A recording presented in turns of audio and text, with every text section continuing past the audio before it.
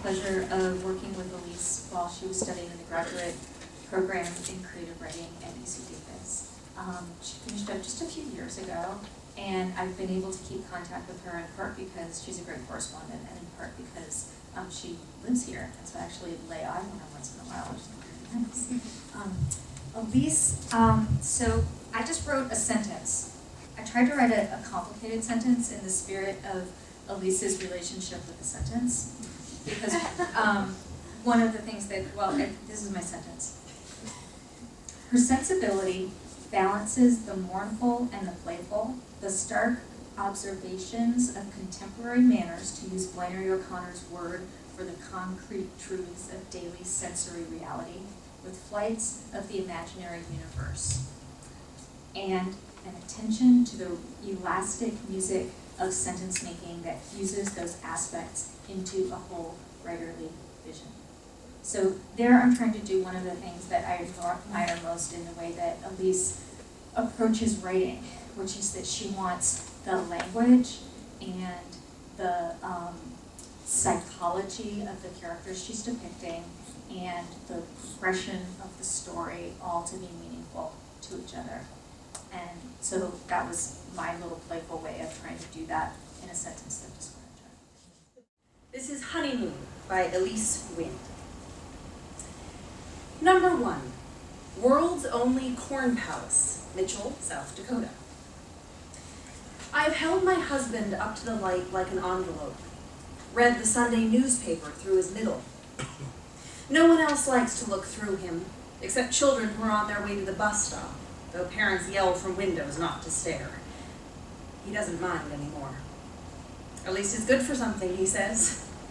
He stands in the yard and lets children make faces at each other through his spine, lets them pretend to play it like a piano. It's not so common yet, this translucence, but everyone knows someone who is afflicted. Singers are made celebrities for writing songs about it, and they play over and over on the radio. You Look Right Through Me, the most popular one goes. The bar set so low. I could have done better. Last week, a Channel 5 news anchor turned the camera and we could see through her face to the building on fire behind her, smoke curling where her ear should have been. Everyone's watched that clip by now, the poor woman. They found another anchor. In our town, I am the poor woman whose father had it first, whose husband has it now. It's a shame. He's a kind man through and through, they say to me, not realizing how that sounds. Through and through, my husband is almost nothing.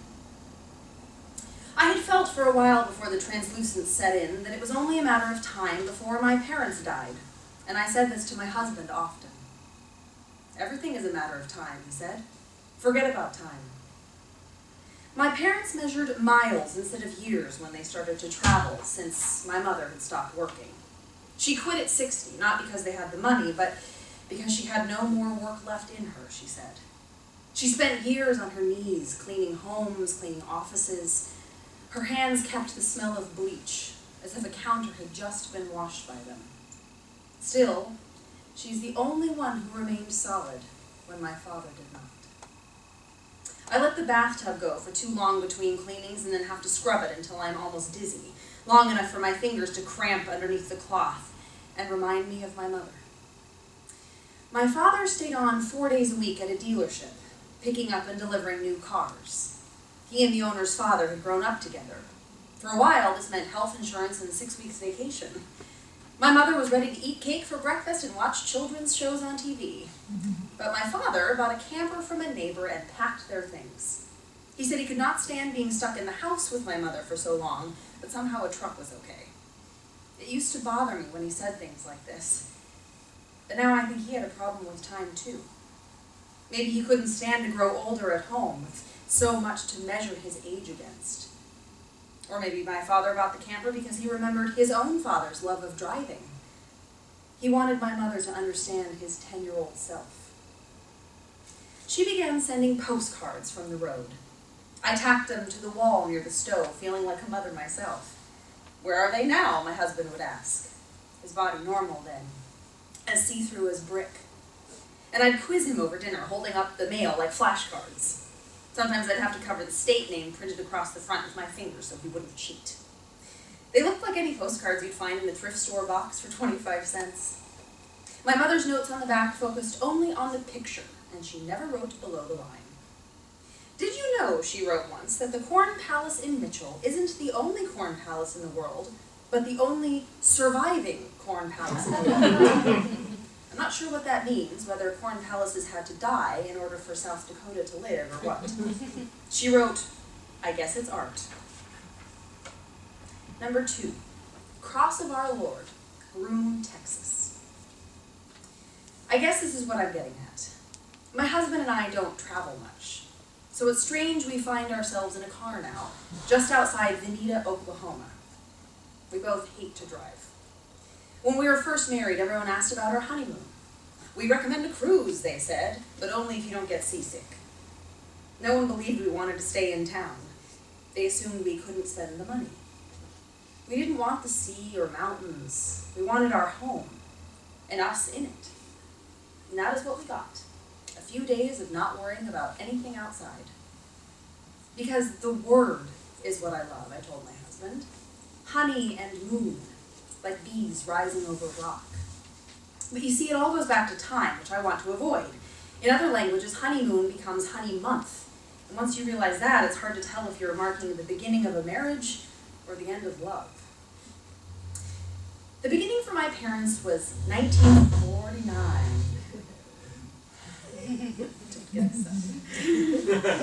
I've never been sure if or when they found themselves in love. I only know they were born in the same town, held hands at a church social 18 years later, and were married at 19. There was cake and punch in the basement of the church to mark both events, and then I was born. Like most people, I'd like to think I changed my parents' lives for the better, but as I didn't know them before, I can't say. And as my husband and I have no children, I can't make a judgment based on my own experience. We've been married for 10 years now, and we like to think we're in the beginning of a marriage. We've decided one of the reasons for this trip is a honeymoon. It almost feels like we're starting over, buying time, before he slips away from me like the grocery bags we see shuddering along the highway. I drive because my husband is tired. He slides down in the passenger seat, leans his head against the window for support. What started as an occasional transparency, my husband shaken with static like an old TV, lasts longer and longer. For 12 miles, I watch road signs keep time through his head. We should have brought pillows. Out loud, I say the names of towns we pass. Mostly they're the names of men. Norman, which was the name of my father, Clinton, Eric, and finally, not long after we cross into Texas, Groom. East of the town, I watch the Western Hemisphere's second largest cross grow taller and taller, then shrink again behind us. When my mother sent this postcard, she wrote that it was the largest cross. Now it may not even take second place. Everywhere it seems people are trying to build taller ones, heavier ones. When we stop, it is late, the air thick, the moon thin. I want to remember it as a night spent in Groom, but we are in a larger, crossless city. I dreamt we were eating steak for dinner, my husband says, putting on his shoes, solid again. He knows where we are. The kind where they make you sign a health release before they'll give you a fork. You are dreaming, I tell him. I wouldn't let you sign it. In bed we lie on our sides, facing each other. Like most nights, my husband finds sleep first, and his breath falls hot on my nose. The parking lot lights travel through him, blinking up and down my arm. Our motel room is clean and bare, and in the morning we are glad to leave it. Number 3, U.S. Center Chapel, Lebanon, Kansas. 2 weeks before my husband and I left the state, when his shoulders still obscured movie screens, my mother sold the camper and came through the door carrying jam and honey. You'll have to take the blackberry, she said. It's your father's favorite. Now that he's dead, I'll feel bad eating it. My husband and I watched as she pulled at the lid and searched the kitchen for a spoon. Third drawer from your right, my husband said, giving me a look. The look said, I can't eat that jam. We were planning on bringing these out to you, my mother said, after our last trip. There's a woman in Kansas who makes it. I found some of those packing peanuts that you're not supposed to use anymore and put it in a box in the trunk. We'll eat it. We don't need to open it now, I said. Honey from her own bees, my mother said. Peach and blackberry preserves. My mother wrapped her hand around a tea towel in order to get a better grip. All of it safe for 300 miles. Let me get that lid for you, my husband said, as if maybe an open jar would stop the crying. But your father, my mother said, your father gone like that. For my husband and I, that was the beginning of our trip. A broken jar and my father's death. It was the emptying of his body, suddenly, clear as a pane of glass. With most people, the transparency is a gradual sickness, flaring up and down, but with my father, it was not. I pictured the slow veer of the camper into a cornfield, the way my mother opened the door so that the wind could fall where his face had been. I know he must have been relieved, worrying the way he did that she might go first, and then what would he do, stuck in the house without her? My mother's postcard arrived 2 days later, mailed from the geographic center of the country, a small stone monument overlooking cow pasture. Near the marker, there is a chapel set on wheels, filled with 4 short pews. I imagine my father stood just inside, thumbing through the open Bible while my mother took out her pen. See, she wrote, we're almost home. Number 4, Madonna of the Trail, Albuquerque, New Mexico. My husband and the others aren't sick, not as far as anyone can tell from blood or bone. He was there, solid as ever, and then he wasn't. After my father died and my mother left without her jam, he stood on a chair to replace a light bulb. And for the first time, I saw through his arms to the plane of the ceiling. Wide and flat and dull, the plaster shone through his skin. When I realized not only my father but my husband would die as well, I went to the kitchen and lay on the floor. I stretched my arms out like wings, palms down, and concentrated on the tile cooling my skin. I thought about the many snow angels I'd made as a child, when the name of something can make it holy. I thought about fevers and how they must be broken. With my eyes closed, I thought about the way, before, time had seemed not to pass. It seemed instead like an endless summer pool I could swim in, clear and lit through by the sun. On the floor of our kitchen, I thought about my husband, breathless and still. Once dead, he will not be the man I know. He will not be the one who carries his coffee from room to room, leaving behind rings of cream so that I can find him. He will not be the one who corrects the way I water the lawn or push buttons on the remote. Another reason for this trip, though I would never tell it to my husband, is to find a miracle. Just like that, I asked the ladies who work at visitor centers and roadside shops, any idea where we might find a miracle? When my husband is off looking at taffy or magnets, I do this. Some of them shrug and offer brochures. Some of them go on about their mother's uncle who out of nowhere seemed to recover, re-solidify, they say. It's not a technical term. It's the language we've been reduced to. In Albuquerque we visit, he and I, the 6th Madonna of the Trail monument, dedicated 20 days after her stone sister in Council Grove, Kansas. My husband pretends to shake her hand, but neither of us can see it, so the joke is lost. I climb the base of the statue and hug her outstretched leg instead, a mirror of the stone child on her other side.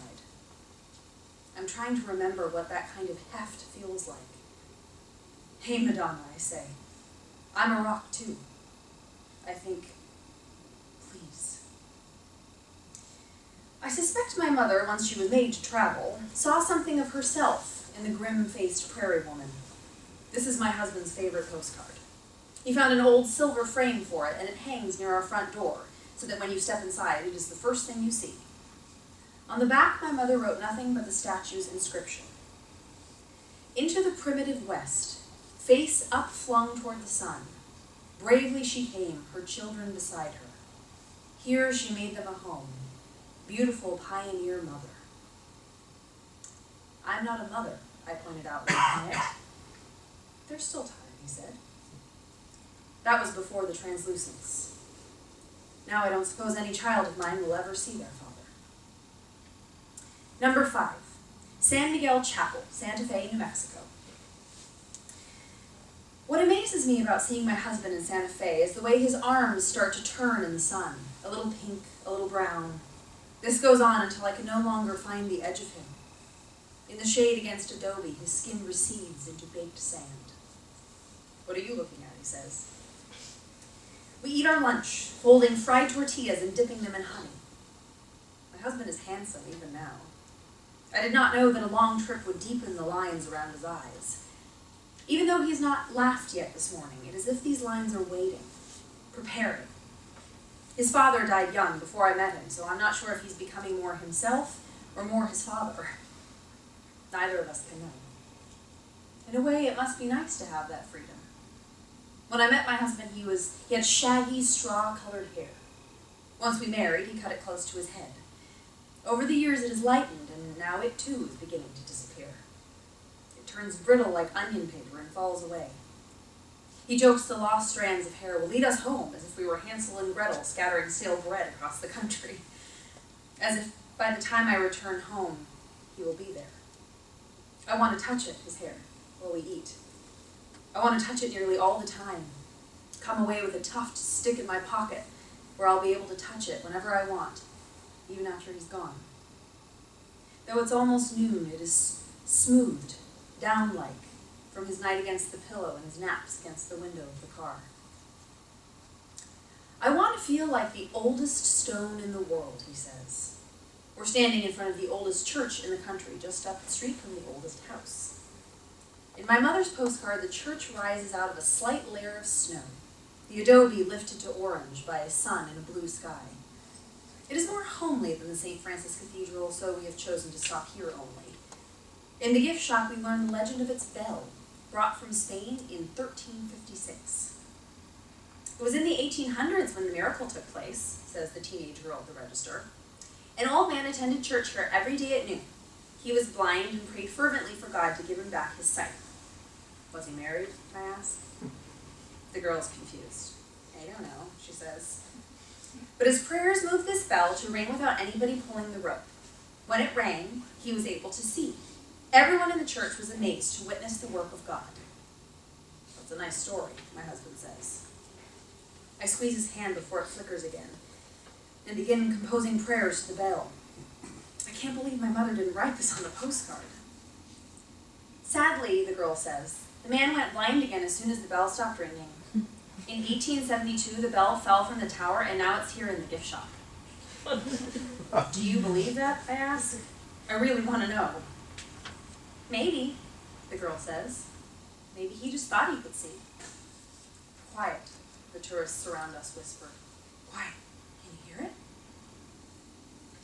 Number 6, Ocean Beach, San Francisco, California. My father wanted to make up for the vacations we'd never taken as a family, the postcard said when I added them up. Or maybe he wanted to recreate the road trips he'd taken when he was a boy. All 4 siblings and him sleeping in the back of a van, the story goes. He was 10 when his parents drove them all to California. They didn't have much money, so it was a big event, driving that long way from the middle of the country. Of course, not many people flew in planes then, and gas was cheap. They didn't go to Disneyland, though my father said he and his brothers prayed for it all the way from Kansas. That was my first crisis of faith, he always said. My father, I think my mother would agree, was not a man of doubts, but that's how he put it. I'm sure he wanted to go back, my father, to the ocean. Each trip he took the camper further and further west, as if he was working up to it. His is the only postcard I have without writing on it.